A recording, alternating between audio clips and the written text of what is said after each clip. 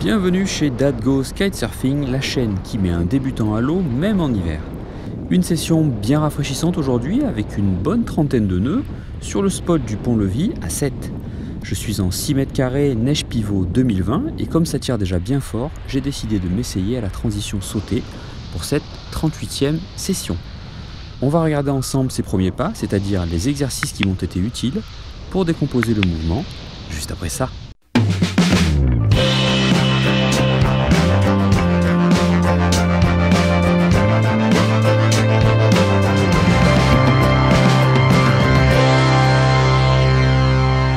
Alors, comment faire ces premiers pas vers la transition sautée? Eh bien, tout simplement, je tente de décomposer le mouvement en plusieurs exercices. Et le premier exercice, c'est de tenter de faire une transition simple en marquant un temps d'arrêt bien prononcé lors du changement de bord, comme je l'avais expérimenté dans une précédente vidéo. Le lien devrait apparaître tout en haut. Donc là, par exemple, c'est raté. Le but était de changer de bord en étant complètement à l'arrêt, mais je n'ai pas assez cranté, j'ai donc dérapé. Allez papa, hein, on s'applique. Donc deuxième essai, pour mieux ressentir le crantage maintenant, on peut faire des petits mouvements en gardant son aile stable avant de l'appliquer à la transition, comme ça. Bon crantage comme ça pour sentir l'appui. Voilà, ça c'est bon. On laisse ensuite remonter son kite en poussant sur la main avant jusqu'à l'arrêt complet au passage du kite par le zénith et puis on relance. Voilà, c'est un peu mieux comme ça, mais pour cet exercice, on peut aussi insister un petit peu plus sur le temps d'arrêt, juste histoire de ressentir le dosage de la traction verticale. Voilà. Bon, c'est pas grave si c'est moche, hein.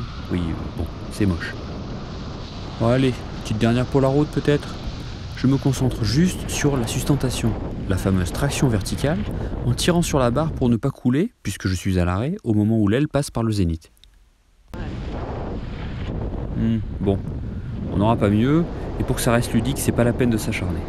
On peut passer au deuxième exercice, faire un petit saut en gardant son cap. Tiens, j'en profite pour remercier Fabien qui m'avait conseillé d'ajuster la position de mes pads. J'ai écouté les conseils qui m'ont été donnés. J'ai changé l'écartement de l'inclinaison de mes pads et effectivement j'ai plus de confort.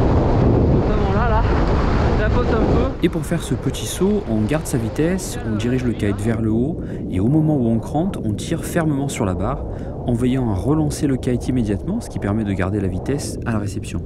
Et on enchaîne tout de suite avec le troisième exercice, faire un saut en s'arrêtant.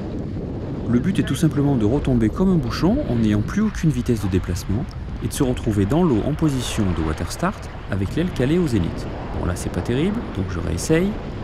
Alors certes c'était pas vraiment l'exercice à faire quand il fait froid, mais le vent étant bien soutenu, ça me permet de me faire décoller très facilement par le kite. Sensation garantie.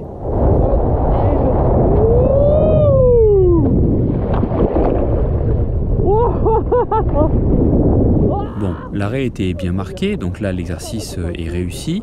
Une fois que vous avez bien fait trempette, on peut passer au quatrième exercice, le sachet de thé. Et c'est là que ça commence à se compliquer. On va essayer de faire un saut, de s'arrêter complètement, de redescendre bien verticalement pour se retrouver en position de water start et repartir. Prendre la vitesse. Et on tire. Là c'est bon, je retombe bien comme une bouse en fait, hein, bien à la verticale. Vous le voyez le sachet de thé là, en position de water start. Au fur et à mesure, on tente de raccourcir le temps d'infusion entre la réception du saut à l'arrêt et la relance du kite, avec comme mission de ne plus se taper un bain de siège dans l'eau fraîche. Faites ça quand il fait bien froid, je vous promets, vous allez trouver la motivation. Voilà, plouf, dans l'eau, et c'est reparti. Allez papa, on se motive, tu peux le faire? Mais oui. Alors, opération Pampers maintenant, les fesses au sec, on y est presque. Il suffit maintenant de se concentrer sur le timing de cette relance, afin de rester vertical et de ne plus couler. C'est le moment de vérité. Je peux tenter d'enchaîner les mouvements pour faire une transition sautée. Prendre de la vitesse.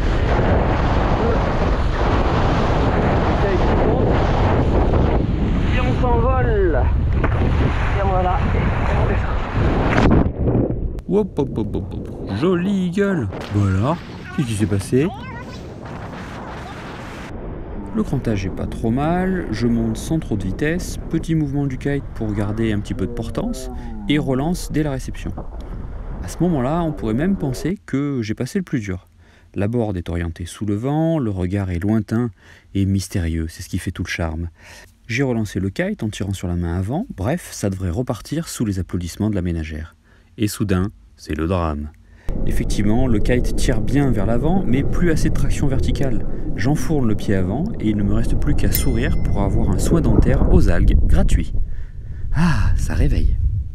Et ça repart pleine balle, histoire de se faire plaisir quand même avant de s'en reprendre une.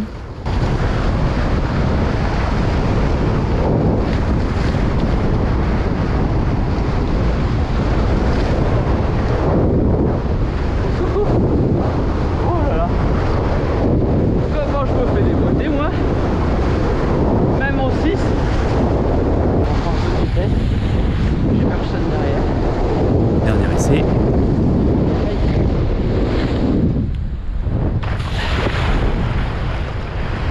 C'est un petit saut.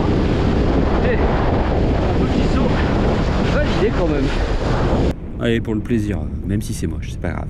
Le kite remonte vers le zénith, le crantage est pas terrible, du coup je décolle pas très haut. Réception, je relance et ça passe. La même chose vue d'en bas.